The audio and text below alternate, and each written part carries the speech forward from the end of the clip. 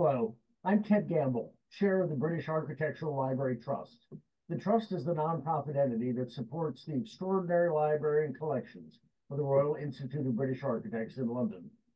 This is the fourth and final presentation in our 2024 lecture series, which focuses on the development of social housing in Britain. Today's lecture is entitled The Fall and Rise of the Street in Post-War British Housing, 1945 to 1979. Our speaker is Mark Swenerton, an architectural historian, critic, and educator. In 1981, with Adrian Forty, he set up the UK's first master's degree program in architectural history at the Bartlett School of Architecture, University College London. In 1989, with Ian Latham, he launched the monthly review Architecture Today, which he co-edited for 15 years. From 2005 to 2010, he was head of the architecture school at Oxford Brookes University, and in 2010 was appointed the first James Stirling Chair of Architecture at Liverpool University, where he is now emeritus professor. Mark's research focuses primarily on 20th century housing. His books include Cook's Camden, Architecture and the Welfare State, Homes Fit for Heroes, and most recently, Housing Atlas, Europe 20th Century. The interlocutor for today's lecture is Andrew Saint, an architectural historian and general editor of the Survey of London between 2006 and 2015. Andrew has lectured at the Department of Architecture at the University of Cambridge and at the Bartlett School of Architecture. He is the author of numerous books and articles on architectural history, including Towards a Social Architecture, The Role of School Building in Post-War England, The Chronicles of London, and Architect and Engineer, a study in sibling rivalry. Following Mark's lecture, Andrew would join him for further conversation. And now, it's my privilege to introduce Mark Swenerton. Thank you very much, Ted, for that very nice introduction. And thank you to the BAL Trust for this invitation and to the previous speakers in the series. Rebecca Preston, Andrew Saint, and Simon Pepper for their marvellous lectures, and particular thanks to Andrew Saint for convening and stage managing the whole thing. Right, so let me share my screen. Well, what I'm showing you in this first image is the Alexandra Road scheme by Neave Brown, which is really going to be the centrepiece of what I talk about. And this is the point at which the big pedestrian street designed by Brown joins the street system of London. This is actually Abbey Road that we're seeing in the foreground. Now, I'm trying to get my slide to advance, which it's not doing.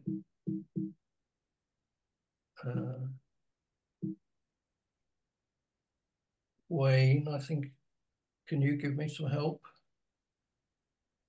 Mark, would you try clicking the primary button on your mouse or your trackpad once and see if it advances this way?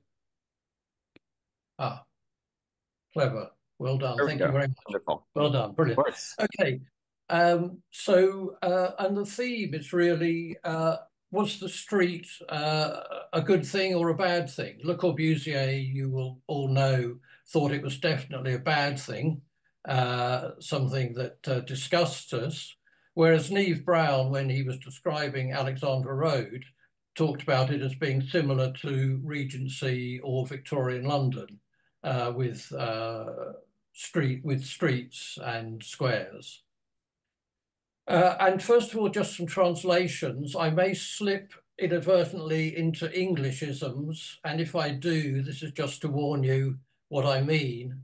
And you may have noticed, in fact, in the Neave Brown quote, he talked about terraced housing, by which he meant row housing, but we call it terrace housing.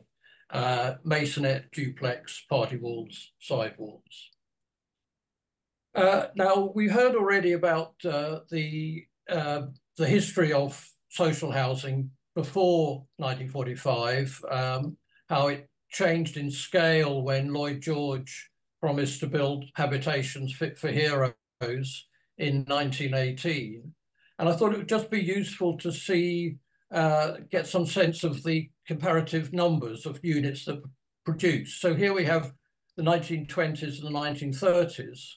And when we take the first post-war decade, we already have as many houses, in fact, more houses being produced in that decade than had been produced in the two interwar decades. And the 50s, 56, 65 and 66, 75, slightly lower than here, but still we're roughly double where we were in the pre-war period. So there's a real explosion of scale.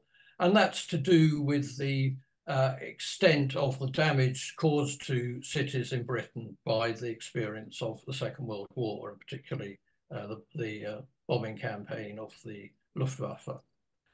Now, when faced with this shortage and therefore this need to build a whole lot of houses, one of the main considerations that weighed on the minds of architects and policymakers and politicians was that we've got to avoid the monotony of interwar housing. Simon Pepper told us about the Becontree estate with more than 100,000 inhabitants. And it wasn't just council housing that was of this scale.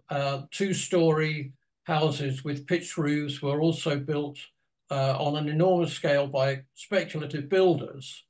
And so when people came to think in the 1940s about what do we want to build now, they were very keen to avoid a repeat of this idea of a single type of building that extended for miles and miles. And one of the things they looked at was the towers in the park, if you like, that were being built in Europe, particularly ones in this one in Stockholm, built during the Second World War. And what this produced was what was called mixed development. It was not enormously complicated. It was basically the idea that you would take low-rise buildings and put them alongside high-rise buildings, and hence the name mixed development. And this was set out really for the first time in the housing manual of 1949, produced by the Ministry of Housing. And the estate that was taken as the kind of poster boy of this new type of housing was the Alton East estate at Roehampton, shown here on the left-hand screen. And this was set in beautiful parkland, and it combined point blocks with flats and four-storey buildings comprising two duplexes. So you've got one duplex there and you've got one there. And the idea was that when people, say a couple got married and they didn't have kids, they would live in one of the towers. And then when they had kids, they would move to one of the duplexes so that kids could play in safety and supervised in the garden, accessed directly from the duplex. And then 20 years later, when the kids had grown up and left home, the couple would move back into one of these flats in the high-rise block. And that was called the user's cycle. It was this notion of people occupying different types of buildings at different stages of their lives. And mixed development was the official theory that was followed by the British government for its social housing programme right through the 50s and into the 1960s. And here on the right, we see a much less architecturally sophisticated example, but 10 years on, the borough of Hampstead is doing the same kind of thing, combining flats here with masonettes in low blocks. And this block here that I'm showing you was called the Fleet Road #1 development. And you might just hold that name in your mind, because we're going to be talking about another Fleet Road development in a few minutes' time.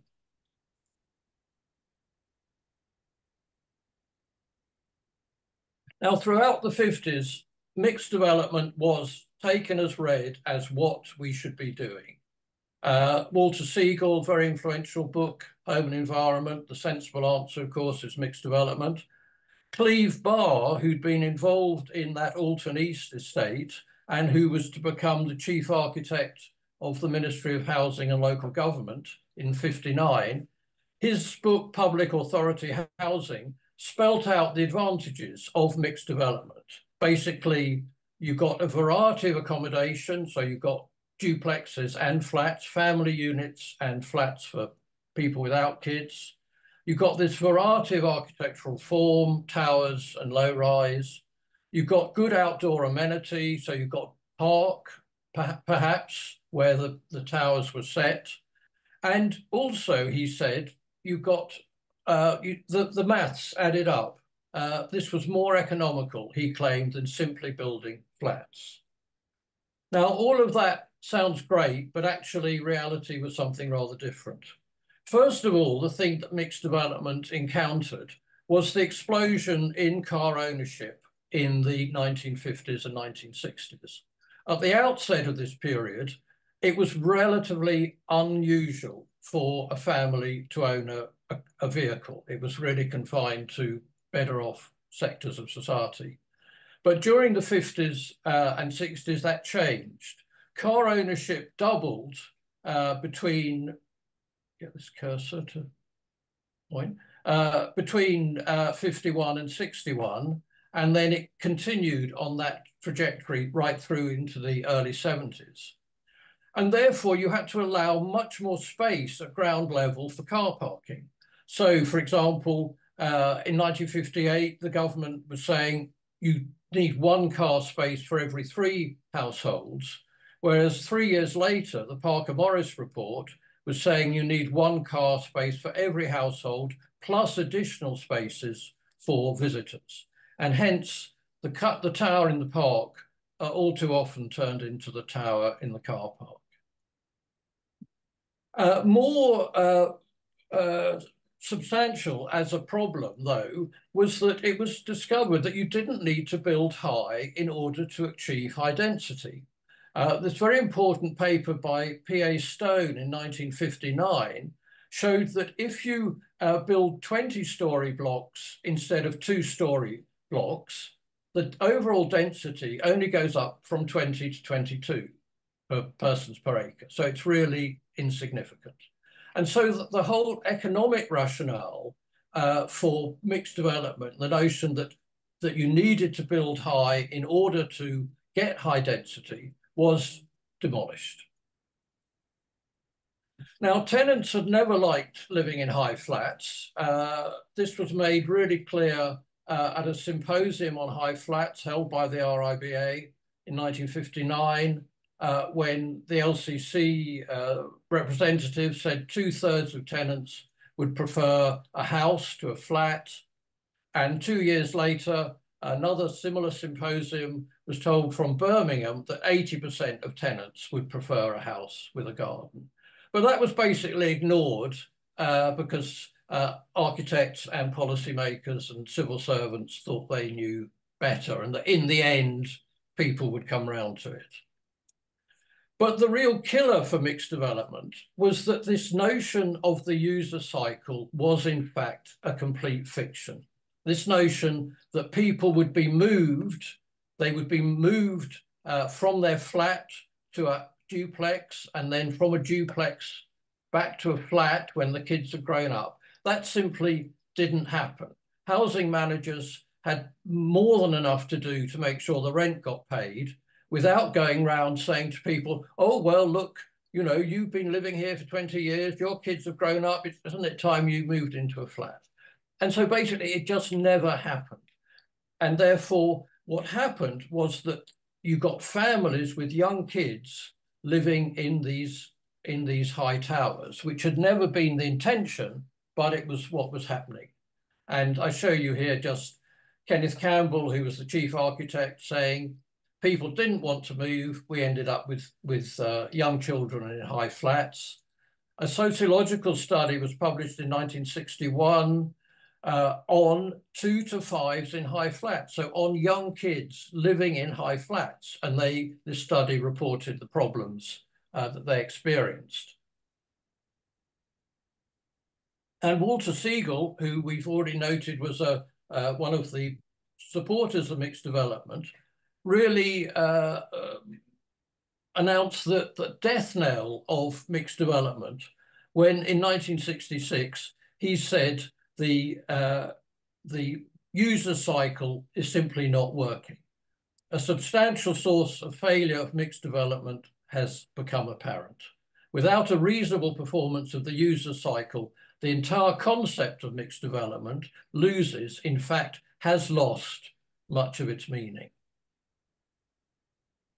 Well, what else was happening in this period? Alongside mixed development, there were some other interesting things taking place. One of them was based on the idea of streets in the sky. This is often associated with the Smithsons and their 1952 Golden Lane competition entry, but they weren't the only people who'd come up with this idea. And amongst others, there were two young architects, Jack Lynn and Ivor Smith, who went to work for Sheffield, where they built one of the first and probably one of the best, certainly in Britain, housing schemes based on the streets in the sky idea. And what this was doing was taking the notion of the access gallery, which we heard about in Rebecca Preston's lecture, and beefing the access gallery up both physically and metaphorically to call it a street, and positing that by doing so, the communal street life of the 19th century bylaw houses would be recreated up in the sky by the residents who lived here. So this is Park Hill, but of course, this didn't do anything about getting people down closer to the ground, because the height of Park Hill varied from four floors, that was its lowest point, up to 14 floors at its highest point. Another interesting approach, and really one that was, I think, more forward-looking, was the one taken by Leslie Martin and Patrick Hodgkinson in the Brunswick Centre, which they started working on in 1960. Now, this is right in the centre of London, close to Bloomsbury, next to Brunswick Square. Here's Brunswick Square. And it was a commercial development, so it wasn't social housing. It wasn't actually primarily housing at all. It was all about creating a shopping centre, which you can see here, and a load of parking. And then on top of that were two ranges of housing, and we can see them. I showed them to you in section there, and here they are in the model.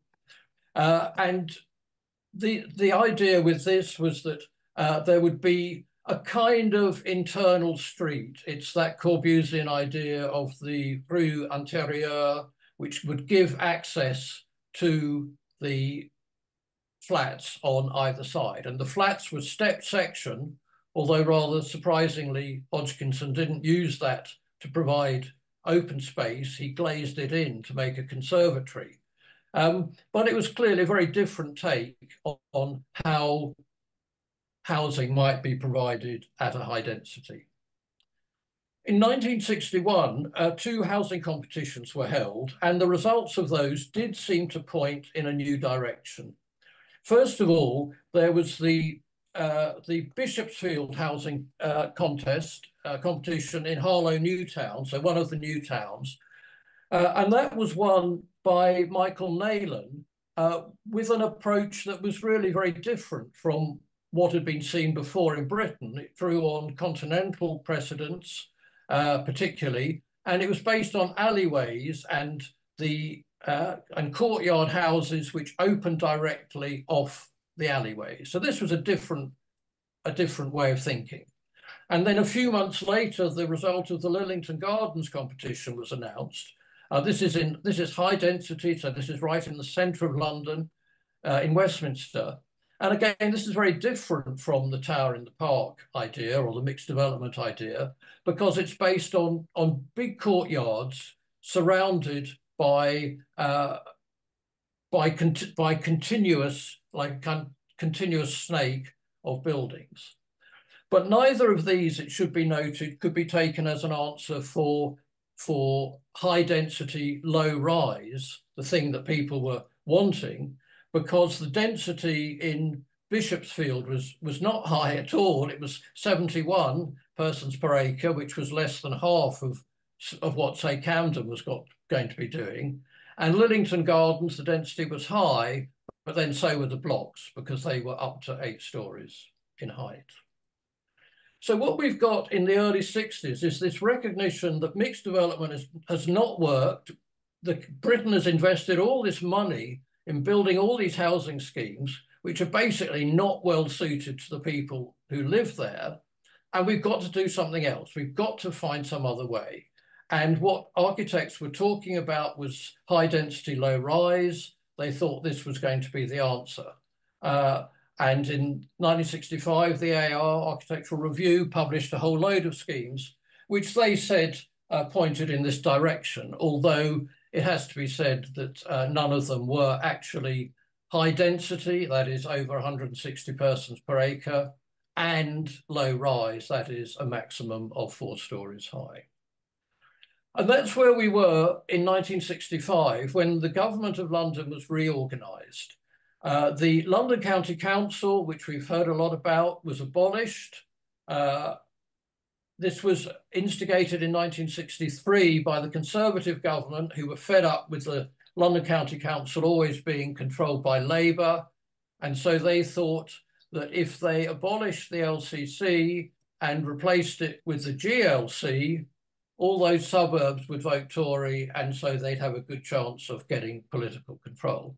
So basically the LCC is abolished, the GLC is created, and the GLC has much fewer powers than the LCC. A lot of the powers of the LCC go to the new boroughs of inner London, which are formed generally by combining 3 of the pre-existing ones.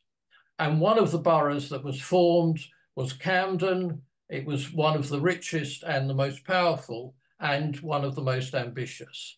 And for those of you who know London, a few landmarks.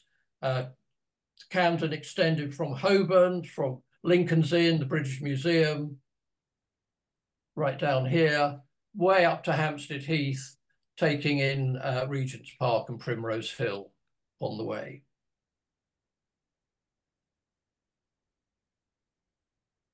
Now, the person appointed by Camden to take charge of their housing programme was a man called Sidney Cook. He was a mandarin. He spent all his life in local government, apart from 2 years with the Bourneville Village Trust. And he knew how the system worked. He'd been the chief architect of Holborn, which is one of the 3 boroughs that combined to form Camden. He'd done that for nearly 20 years. And so when he was appointed to Camden, he was seen as a real safe pair of hands. But although he got all that municipal background, he wasn't a kind of a dyed-in-the-wool type, because he was a person of real vision. And what he wanted was to produce ideas, architectural ideas, and to do that, he wanted to bring in young architects. And the ideas that he particularly wanted to produce were new ideas about housing. Now, of the young architects that he brought into Camden, the most important and the kind of flag bearer was Neave Brown. And here are Sidney Cook and Neave Brown looking at the model of Alexandra Road in 1969, before they present it to the councillors.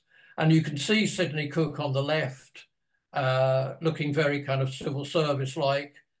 Neave Brown, the young romantic architect, he'd put on a tie for the occasion, but even so, he hadn't managed to tie it properly, and he looks, disheveled in a very romantic kind of way anyway.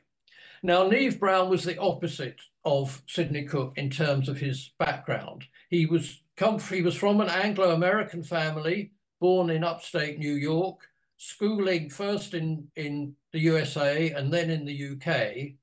And after military service, he studied at the Architectural Association, which was in the 1950s the go-to place for architects. A lot of the best architects were teaching there, and a lot of the people who would become the leading architects in Britain studied there. And if we just look at who his classmates included, Ken Frampton, Patrick Hodgkinson, John Miller. When he joined Lance Israel Ellis, Alan Cahoon was there as well. When he went to Middlesex County Council, Richard Rogers and Ken Frampton was there, etc., etc. So basically, Brown was a fully paid up member of the architectural aristocracy at the cutting edge of architectural thinking, teaching at the leading architecture schools, not just in the UK, but also in the USA. And he is offered a post by Sidney Cook and joins Camden in 1966. At which point, all he's built is a group of 5 houses for himself and his friends. Very interesting design. We don't have time to go into it in detail now, but that was all he got on his, on his CV for what he'd actually built. Now, when he went to Camden, there was a plan already afoot for a second housing estate in Fleet Road. We'd had Fleet Road number 1 built by Hampstead. Then Camden comes along, combining Hampstead with Holborn and St Pancras. So they're going to build the next Fleet Road, and the brief is similar to Fleet Road number 1. And so the expectation from the planning office, and indeed from everybody else, is that Fleet Road number 2, designed by Neave Brown, would be something similar. But it was not. And instead, what Neave Brown came up with was this. This is the west flank of Fleet Road number 2, facing towards Fleet Road number 1. And the easiest way to explain it is through the plan and the section. So here we have the section, so west to east, and here we have the plan. And what Brown has done is to take the quantum of accommodation that would otherwise have been accommodated in a couple of towers and some rows of duplexes. And imagine it's like you're in a kitchen and you've got a rolling pin and you've got a load of dough, and you could make it into a tall shape, or you could plonk it down on the work surface and roll it out with your rolling pin. So it fills the entirety of the site, but provides the same quantum of accommodation. And that's what Brown does. He rolls out the accommodation right across the site, so you're minimizing the amount of wasted space, and then carving out of that the open space. So if we look at the section, try and get my cursor onto it. So we've rolled out the dough across the table, and we've excavated from it a communal garden there with car parking beneath, and a communal garden here with car parking beneath. And we've also excavated from it these alleyways, which are going to, sorry, I'm getting frustrated at losing my cursor, which are going to give us access into the dwellings. So we've got 3 rows, so 1, 2, 3, which you can see the section below, each with 2 decks of accommodation on one part of the row. So we've got a duplex there, access from an upper walkway, and we've got a duplex there, access from this walkway, and a duplex here, and similar duplex, duplex, a flat, duplex, a flat, and a flat. And so we've got buildings of a maximum of 3.5 stories high, achieving this density of 160 persons per acre specified by the planning office. And I'm going to show you in a second a view of this communal garden, a view from about there in section. And I'm going to show you a view into this duplex with the photographer's back really to that wall there. But first of all, let me just show you what the access alleys are like. So this is, on the left, we have the lower one, which is 6 feet wide, because you can't waste space on stuff like that if you're going to keep the height down. So there's the lower access alleyway. And then up here, we have the higher one with a bridge link into the upper front door of the upper masonette. So here is the upper access, upper alleyway, and the bridge links. And the bridge links, as you can see, also form shelters to the front doors here. So they're kind of double functioning in that way. And here is a view over the communal garden. Now, in the high-rise schemes, you might get an external balcony, but if you did, it would be not open to the sky because you'd have the underneath of the balcony above you, above you. Brown provides external space, private external space for every dwelling, open to the sky. So if we take one of the masonettes here, at entrance level, you've got a balcony, you've got stairs to take you down to the garden here, where the kids can play overseen by the adults. So the adults can be here having a cup of tea or a glass of wine, glass of beer. The kids can be down here playing safely, and then they can go through a gate here into the communal garden, which is still overseen by the people who live here. So unlike that undefined open space in a mixed development scheme, which all too often became a dumping ground for cars and antisocial behavior, if parents were on the 12th floor and their kids were 12 floors below, goodness knows what was happening to the kids or what they were getting up to. They were completely unsupervised. Whereas here, they're all able to play safely without going into any kind of danger. And what we've got here is the private garden that belongs to those upper masonettes there. And here we are looking into one of those masonettes. The front door is there, and the photographer is standing here, sort of with his back, leaning over the kitchen unit. So we're looking into the kitchen here, up the steps into the living room and the dining room. And in the planning of these, Brown draws on what he'd done in his group of 5 houses at Winscombe Street, which is to eliminate all wasted space and to minimize the space dedicated to circulation and to absorb that into the usable, livable space. And as a result of that, he's able to give not just a kitchen, diner, and a living room, but a living room that can be divided by these sliding screens, which you see up here. So you could have maybe the television in there, and then that could be a study where the kids could be doing their homework, or you could manipulate the space in a variety of different ways. Now, this project by Neave Brown, the design was published in 1967, September 1967, in Architectural Design magazine, and it at last achieved this goal of something that was high density and low rise, and it was immediately recognized as a real breakthrough. Brown was invited to write an essay that would explain the thinking behind it, which he did. It was called The Form of Housing. It was published in that issue of Architectural Design.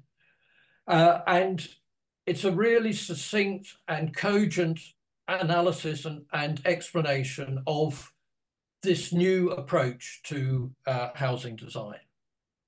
And that in itself acted as a kind of announcement of what was happening at Camden, and as we will see, started to attract other people to come to Camden. But as soon as the scheme design was finished, Brown was moved onto a far larger scheme by Cook. Fleet Road number 2 had 72 dwellings.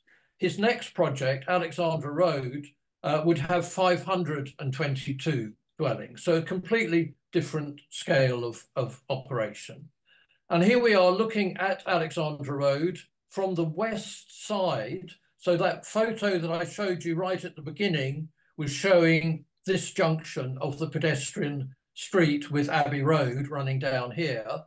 And we can see on this side, hard up against the site is a railway line. And on the south side is a pre-existing London County Council 6-storey flatted estate. And what Brown did was to create a huge long pedestrian street here, leading to a square, which I'll show you in a moment, a park down the middle, and another pedestrian street here.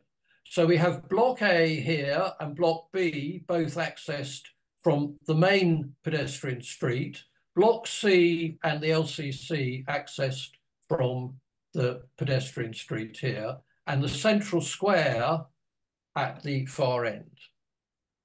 So here we have it all in plan. Here's the railway line running along here. This is Block A, which runs 480 yards to the central square, where we've got the shops and the community centre and the special school.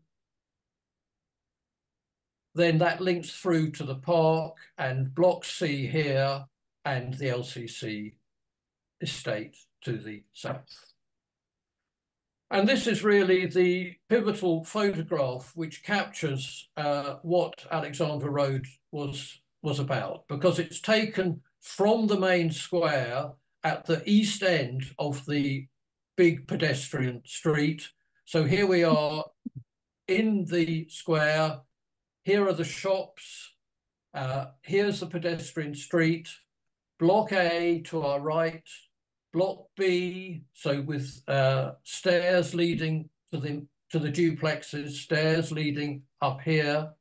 Then we have the park, which you can just see, Block C and the LCC in the distance.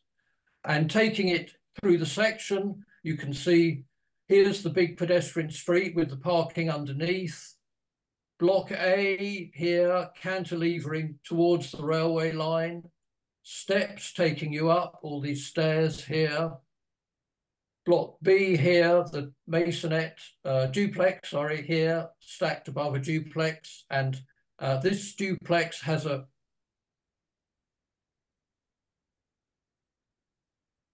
open to the sky balcony here. This duplex has its own garden here.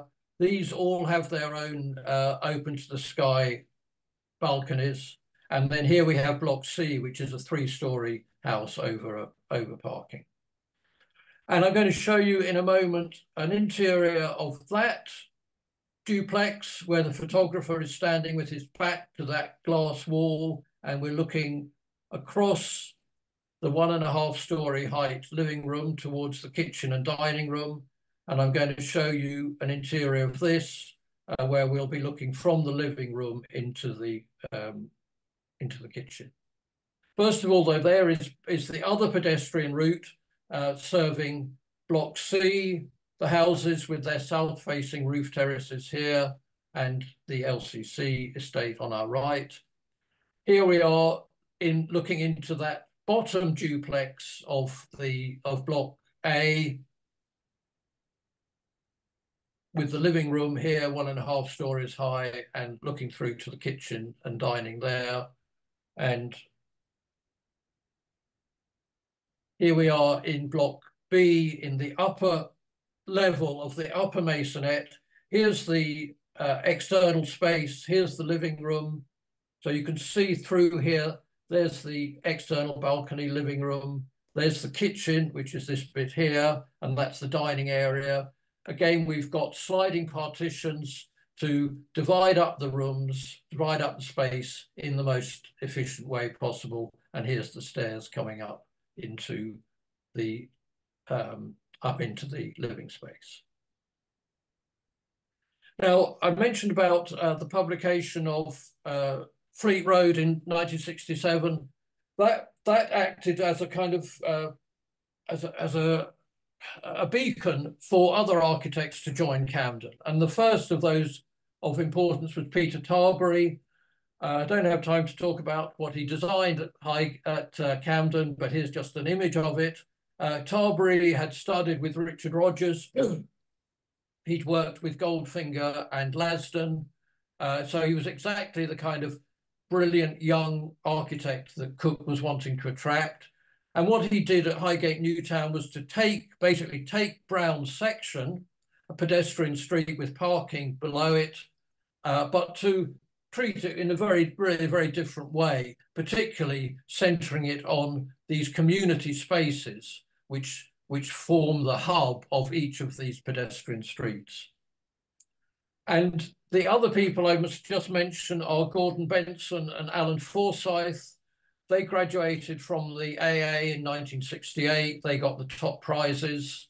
They went to work for Neave Brown at Camden the following year. They worked for 2 years on Alexandra Road, and Cook then gave them their own project, which was Branch Hill. Very interesting project.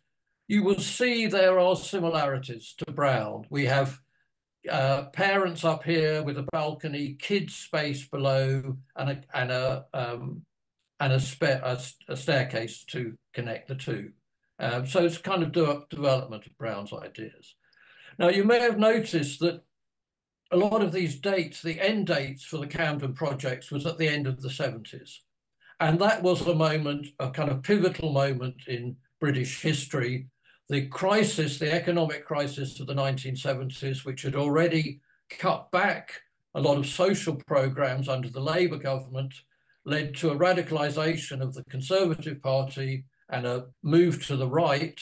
And when Margaret Thatcher became Prime Minister in 1979, she set about reducing expenditure on welfare programmes and on housing in particular with, I think we can say, with gusto. And the result of that was that the level of provision of housing by local authorities absolutely fell absolutely dramatically. If we just, these are completions from 1946.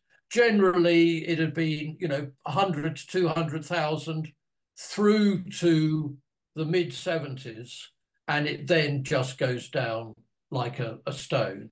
And so what had been a torrent turns into a trickle. These are just the completions working their way through. And note that when Labour gets in 1997, that does not change. Local authority production remains extremely low right the way through, and indeed is still extremely low today. But if public housing had been almost abandoned after 79, the ideas that Neave Brown had been putting forward were not forgotten. And in the last 20 years or so, there's been a real renaissance of interest in his thinking. The notion of street-based housing really is the mantra now of the most interesting architects who are building housing in Britain today. And I would include among those Peter Tábori. This was his first housing project, first important housing project, the Donnybrook project. Field and Clegg Bradley, whose project in Cambridge won the Sterling Prize in 2008, the first housing scheme to win the Sterling Prize. And then Mikhail Rich's Goldsmith Street in Norwich for Norwich City Council, which won the Sterling Prize in 2019, and also the Neave Brown Award for Housing, which had been introduced in recognition of Neave Brown's achievement and legacy by the RIBA. And that followed the award to Neave Brown in 2017, the year before he died, of the Royal Gold Medal by the RIBA.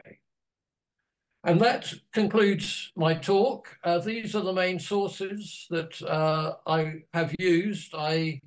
Modesty aside, I have to say my book is the main source on Camden, but also extremely important is a PhD by one of my students written 40 years ago, 35 years ago, on mixed development, Ruth Owens. The book by John Gold is extremely good also, and then beyond that, I would point you to the series published by the RIBA, the 20th Century series, 20th Century Architect series, including the books on Powell and Moyer and Chamberlain, Powell and Bond. Thank you very much. Okay, Mark, thank you very, very much for an extremely lucid and clear talk. I think everybody must have understood the sense of direction which you brought to the whole thing, which is very fascinating. Of course, you're only talking about one portion of this huge production which was going on all through the post-war period. Naturally, I want to begin. I don't think we have that long. We have maybe 10 minutes to talk. To ask you a kind of contemporary question, for which I think we can maybe go back. Why is it you think that the whole lesson of high density, low rise housing still remains essentially unheeded, particularly in the development world? Why is it we're still struggling for a more intelligent approach to this stuff, not just in public housing, which you say is very small? Is there a clue, do you think, in the things you've been talking about? Well, I think it's how do we fathom what private builders want to achieve? There's a great aversion to anything new in the world of speculative building. So the way we've always done it, we've always made lots of money from doing it that way. Why should we change it for something that we don't know how well it's going to work? We're inexperienced in it. It's not quite as easy to sell because they're not detached units. Detached houses have this great advantage that you can build some and sell them, and then when they've sold, you can build some more. If you're building something like Alexandra Road, you can't really build half of it and wait for it to sell and then build the next half. So I think there are difficulties in applying this kind of model to speculative housing. I think different types of private enterprise builders, contractors, can do it much more successfully. And the Accordia housing scheme, which I mentioned in Cambridge, was built by a private builder. It was built by Countryside Properties. So it can be done.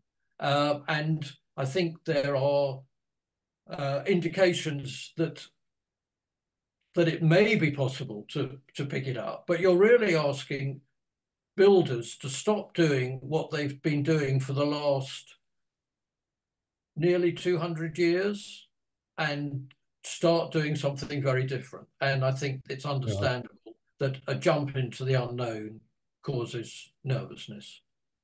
Is it not partly, I don't think you're denying this, the complexity of these projects? I mean, something like Alexandra Road is a hugely complex project, and a lot of the other ones you also show very this architectural aristocracy we're talking about was very keen on very architectural approaches, which often led to great complexity. Mega structures were popular. You have extraordinary things like Camden, New Town going on, massive mega structures. Some of the projects in Harlow were quite complicated. That once you get into these very, very large and complicated things, people shy away from them. They're not necessarily very easy to use, and of course they can't be building these little gobbets which you were just talking about. Isn't the problem of complexity really part of it? I think it's part of it, but these, you don't have to do a complicated design. And the last scheme I showed, the Goldsmith Street in Norwich, the section is quite complicated, but in urban layout terms, it's very straightforward. It's just streets. So it's streets as you would have seen them if they'd been built by, in the 19th century by speculative builders. It's got communal ground, which is much more interesting actually and innovative. But I think you can do street-based housing on in a way that is simple, that is not hugely complex. For Alexandra Road was complex because the demands on it were hugely complex, and you were really trying to squeeze a quart into a pint pot. But you can do much more simple types of layout, definitely. It's partly to do with the sites, isn't it? Alexandra Road is a very complicated site. You talked about the railway, and it's jammed. It's a very funny shape between all sorts of different things. And even Fleet Road is quite jammed up, really, isn't it? So a lot of these in their urban schemes are dealing with very difficult sites already, aren't they? I'm not criticizing for that reason, but the ordinary building developer doesn't want to deal with sites of that nature, do they? And indeed, some of the excellent housing you've just been praising is on relatively simple sites, I think. Not always, but a lot of it is. So in a way that this street approach which you're talking about has come back to a simpler view of the street than, shall we say, Neave Brown had, perhaps. I think so, yes. But it's using those elements of the street, the square, the courtyard, using those traditional elements of urban morphology and organising the housing around it.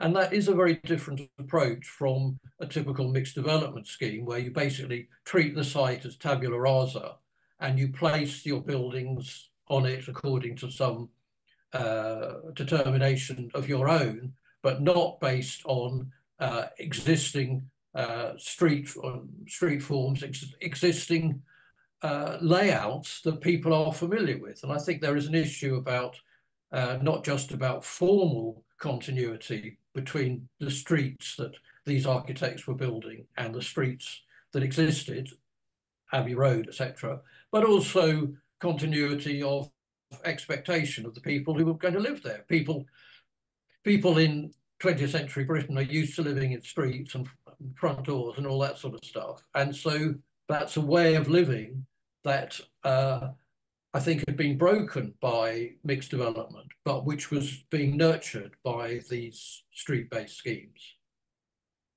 Could you say just a word or two about something you mentioned early on, but then didn't talk about when you got onto the Neave Brown schemes, which is parking?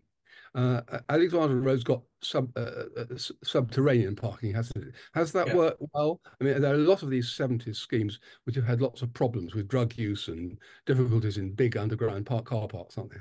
How has Alexandra Road done? Indeed, what was the parking like at Fleet Road? Well, at Fleet Road, there were, if you recall, the parking at Fleet Road was underneath the communal gardens, and there were big viewing points, if you like. There were big holes in the surface of the common garden, so you could look down into the garages. And the idea of that was that the supervision that would be exercised over those garages would help to prevent the development of antisocial behaviour. I mean, I think it has been a problem with underground car parks. It's not just beneath street-based housing schemes. I think underground car parks in general are problematic. And at various times, depending on how well supervised they've been, there have been greater or lesser problems of that sort. But now, clearly, CCTV and those kind of things helps to bring that under control. But interestingly, at Highgate New Town, which I showed you, there was a point at which the car park was not functioning at all successfully, and in fact was closed down because it had become such a, such a haven for antisocial activities. So it does require very, very careful attention, not just by the architect, but by the managers, by the owners, by the council, the owners of the schemes, to keep that under watch. Very good, Mark. I think we're probably nearing the end of our hour, but I thought it was a fantastic lecture, and I hope a very good way to control to finish the series. And I'm sure viewers will have felt the same.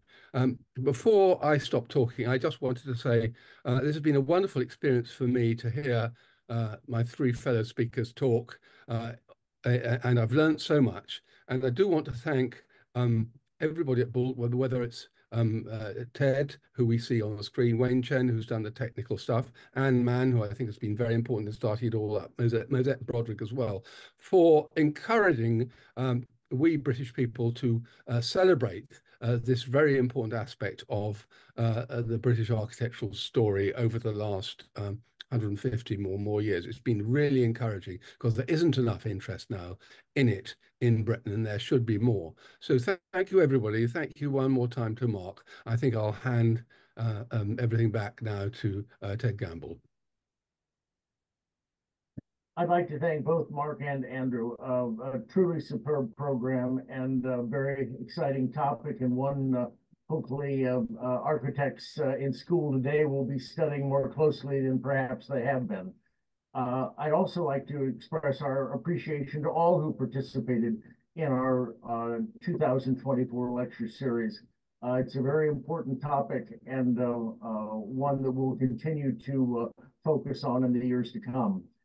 Information on the British Architectural Trust, Library Trust, its activities, and other upcoming programming on architecture and design can be found on our website, thebaltrust.org. Again, thank you for joining us and look forward to future events. Thank you.